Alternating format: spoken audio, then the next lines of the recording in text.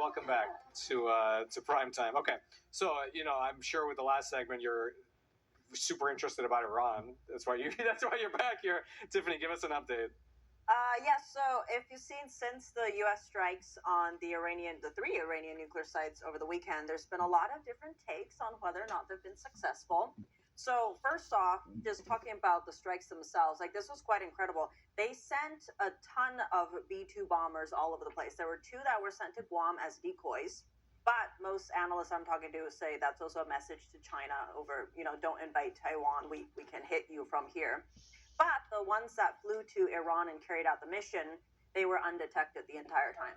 It took 36 hours to fly from, I think it was Missouri, all the way to Iran as a 25-minute operation, and then all the way back. And the entire time, they weren't detected. And B-2s aren't fighters, so they also had fighter jets with them the entire time. And they didn't have to fire on anyone. So that itself was incredible. There were no media leaks, also incredible. And then immediately afterwards, you heard a lot of different takes on why there were no media leaks.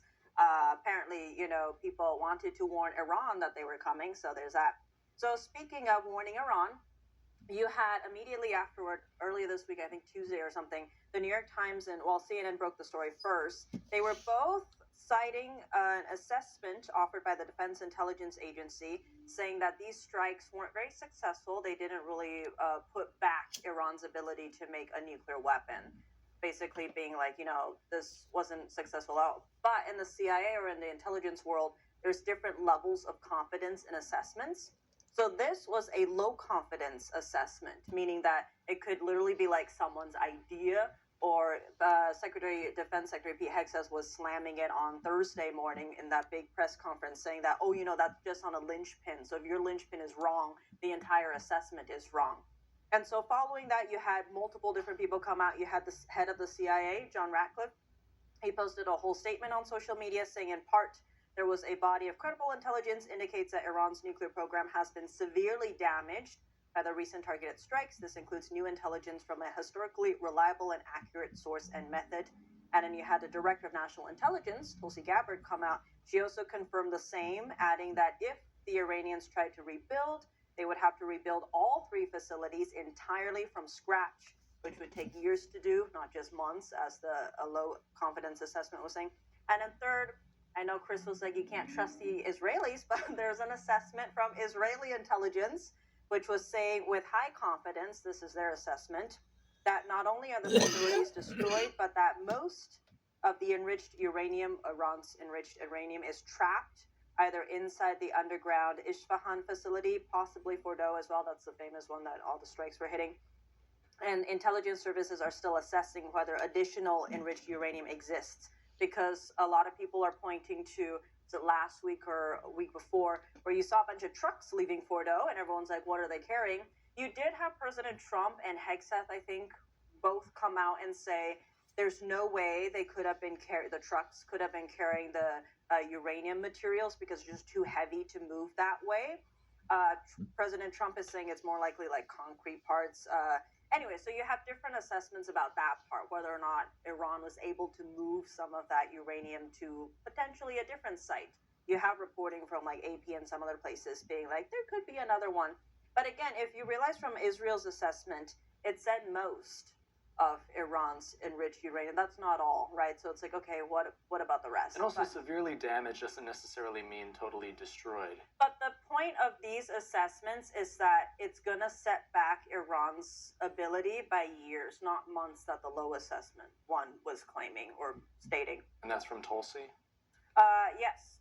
Well, these three different sources are all saying it's like, I guess I'm just like impressed with the type of intelligence they have, because like enriched uranium in a country the size of Iran, that's like a needle in a haystack, right? It's like, well, to say with any confidence, there is like a big people trail that. But if you remember what Cindy was saying last week, how deeply infiltrated Mossad was there, like the head of they know what's going Mossad counter agency was Mossad and a bunch. And so they also, reporting is saying that they did have some Mossad agents who had intelligence of at least the Fordow sites, at least some knowledge of what was happening in there. That helped with the strikes too, like otherwise how are you?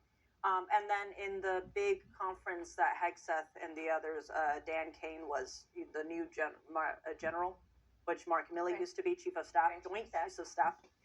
He was talking about that, the munitions we dropped, as in the U.S. dropped, had been built. It was like a mission 15 years in the building, in the making, 15 years in the making. And it was specifically designed to target Bordeaux. Like, that's what that was made for. So, And they from that- dropped many of them. How They many? did. So it was Total? like I think they had 7 B-2 bombers involved in that, but there was 3 sites, right? So it's like it was like this whole thing where you have to burrow because it's super deep in like a mountain. If you remember Top Gun Maverick, that was basically a similar scene. You have to build upon the previous bombings so that it's like a burrowing thing, and they build into it.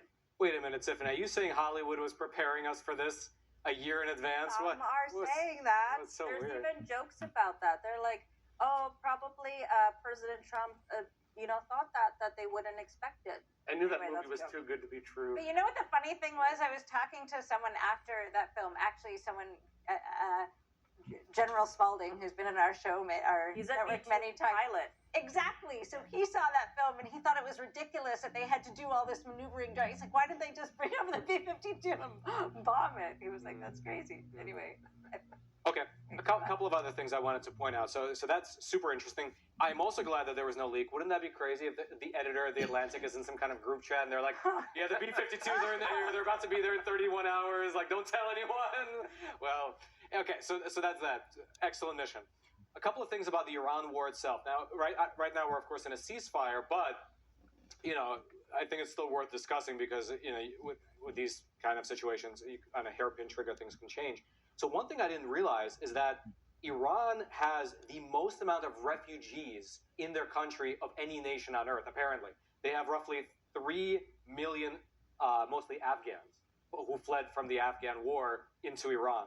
So this assessment was talking about how if there was a prolonged war in Iran, the refugee crisis we've been having in the Middle East, leaching into Europe, would be like, I don't know, twice as much, like compared to what happened in Syria. Yeah, because the Syrian refugees were the first major wave they had. Mm-hmm. Yeah, so you would have people fleeing who are Iranians, I guess, fleeing Iran. You would also have probably the Afghans, right? Because I guess they don't have. I mean, they're like maybe in refugee camps. I don't even know Maybe their the status. Palestinians for the. Well, I was gonna say, or the Afghans can pull a trick out of the Palestinian playbook and then organize themselves and have an insurgency within the country. Any opinions on that, Tiffany? Well, yeah, so that was basically the UN was warning about that. They're like, if this escalates, then because Iran is the most, has the biggest number of refugees, it would further exacerbate the crisis in the Middle East. They were arguing that it would be both, so like Iranians would be fleeing and Israelis would be fleeing. You were seeing that in terms of not necessarily Israelis because they were trying to get into Israel, get home, but you had a lot of people who were there. So like Americans, business, be like some Brits as well, and then some other people who were just visiting. They were trying to get out of Israel, but because all the airspaces were closed, it was only recently there was a cruise ship that was leaving and entering via Cyprus that people were able to go in and out. So Israelis trying to get home and people trying to get out. So the UN is warning about that. They had a newly published statement. They're like, as highlighted in our Global Trends 2024 report. And so they were arguing, again, that Iran is the biggest host of refugees. So they're saying that this fact of such a large Afghan refugee population inside Iran is cause for deep concern amid fears that the 2015 European crisis could be repeated, as Josh was talking about the Syrian refugee crisis, if you will. And then so they were going on to argue that still U.S. and European officials don't tend to do much self-reflecting on how their regime change policies in the Middle East have largely created wave after wave of refugees inbound for Europe. So that's their argument. Yeah, well, it's really important to always remember the knock-on effects of all these things, because then you're dealing with it, like in Europe, for instance, you're dealing with all those crazy, the cities are just completely filled with refugees. Like they're not even, you go to Lisbon and there's no Portuguese people there in the city square. Like those kind of knock-on effects can last for generations. Anyway, to some positive developments, the FTC approved the merger of 2 ad agencies, forming the possibility of them being able to censor Americans. Come back after the break and we'll discuss how that is a positive development.